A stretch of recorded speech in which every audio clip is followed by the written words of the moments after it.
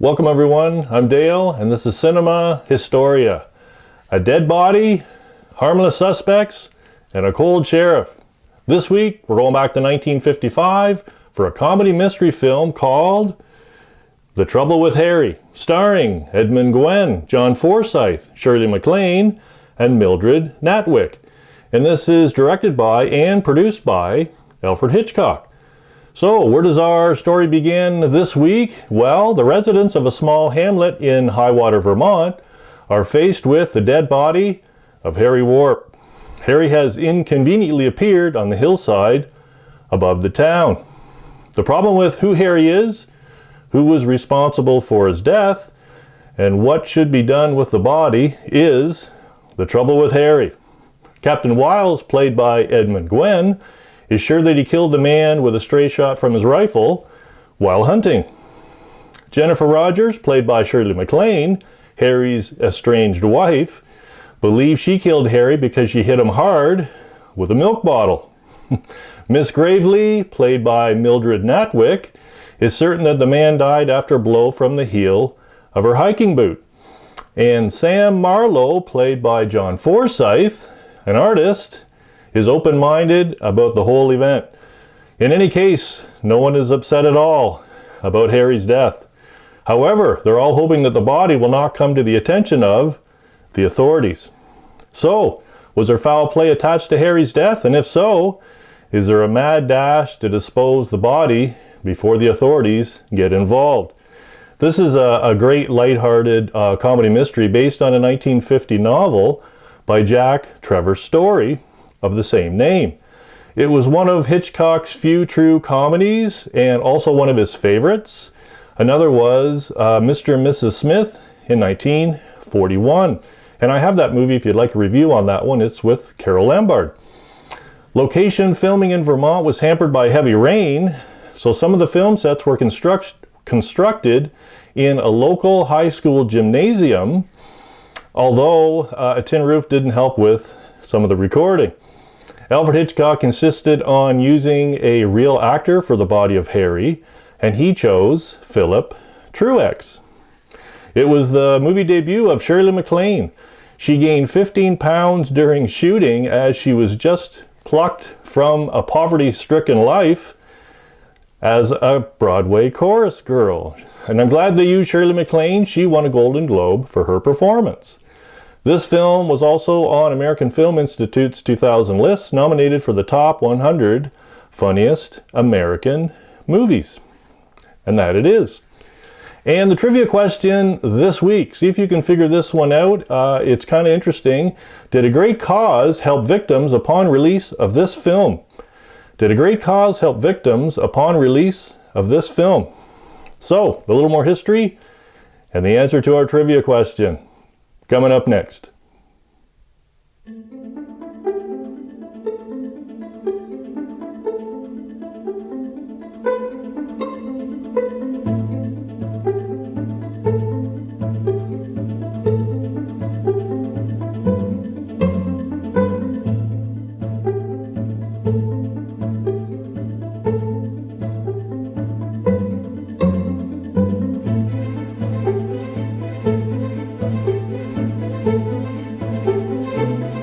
So in this film, there's a young boy playing outside with a toy gun who first discovers the body.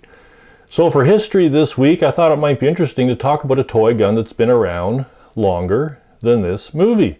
And that's the Daisy Red Ryder BB gun. So to go back in time, the Daisy Outdoor Products Company started in 1882 by watchmaker Clarence Hamilton in Plymouth, Michigan as the Plymouth Iron Windmill Company. By the mid-1880s, though, the business was struggling, and by 1888 was considering closing. Around the corner, Clarence Hamilton operated as well the Plymouth Air Rifle Company. So on March 6, 1888, Hamilton approached the Windmill Company about producing an all-metal air gun. When the general manager tested the gun, he exclaimed, "Boy, that's a Daisy." And the new gun was named the Daisy BB gun. The board of the Windmill Company then decided to offer the gun as a bundled premium item to every farmer who purchased a windmill. Interesting. I was thinking about buying a windmill. I wonder if I'll get a free gun for that. But I'm an old windbag, so maybe I shouldn't. In 1895, sales and popularity had grown to the point of only producing air guns and changed the name to Daisy Manufacturing Company. And in 1958, the company moved its offices and manufacturing facilities to Rogers, Arkansas. And the gun you see on my shelf states that it's manufactured in Plymouth, Michigan. So this model here would be pre-1958. The Red Ryder BB gun was introduced in the spring of 1940 and resembles the Winchester rifle of Western movies. Named for the comic strip cowboy character Red Ryder, who was created in 1938 and who appeared in numerous films between 1940 and 1950 and on television in 1956. The BB gun is still in production, though the comic strip was canceled in 1963. The Red Ryder BB gun was featured in the 1983 film A Christmas Story, in which Ralphie Parker requests one for Christmas. So in 2020, Daisy released a limited edition model of the Red Ryder titled A Christmas Wish. The Canadian Forces adopted the Avanti model for cadet training programs, and during the Vietnam War, Daisy BB guns were used for soldiers in basic training. In continuous production since 1940, the newer boxes promote the gun as being just like the one your dad had. So, who was the boy with the toy gun who first discovered Harry's body in the film? Interesting, none other than young Jerry Mathers, 2 years before he starred in the TV series Leave It to Beaver. And I remember watching that series when I was a kid. It was pretty neat. And the answer to our trivia question this week, did a great cause help victims upon release of this film? Yes, and it was a nice gesture. The world premiere of The Trouble with Harry was in Vermont, where the film was shot, with revenue donated to victims of a recent flood. Isn't that a nice thing to do?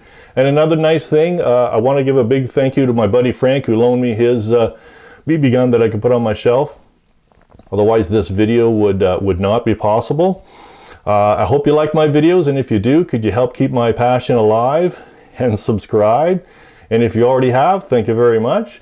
I gotta go. I better move Harry just in case someone trips over him. Thanks very much for watching, everyone. I hope to see you back next week.